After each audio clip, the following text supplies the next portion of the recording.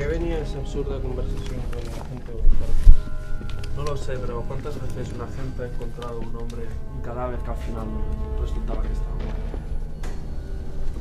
Da igual.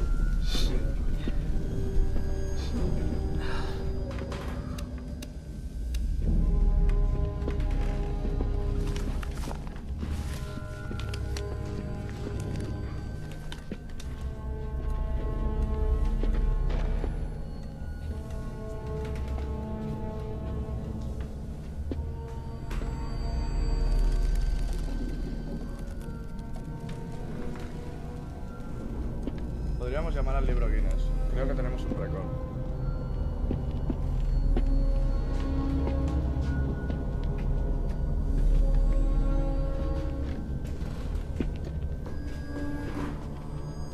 Mejor una revista de colección.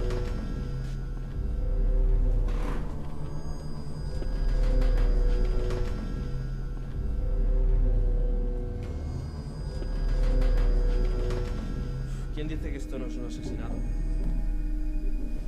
Nadie. El corazón de este tío debe ser del tamaño de un jamón cocido.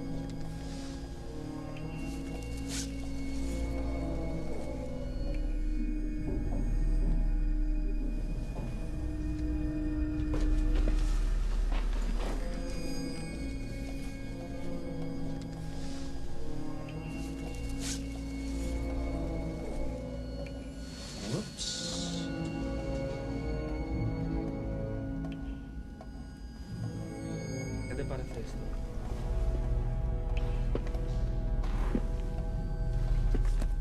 Una vez tuve un caso parecido.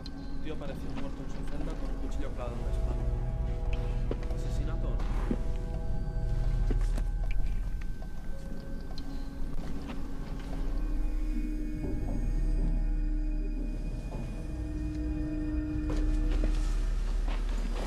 Si no es un ataque al corazón, no sé qué ha podido ser.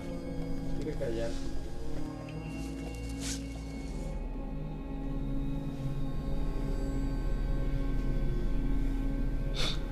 Espera, aquí hay algo. Es un cubo.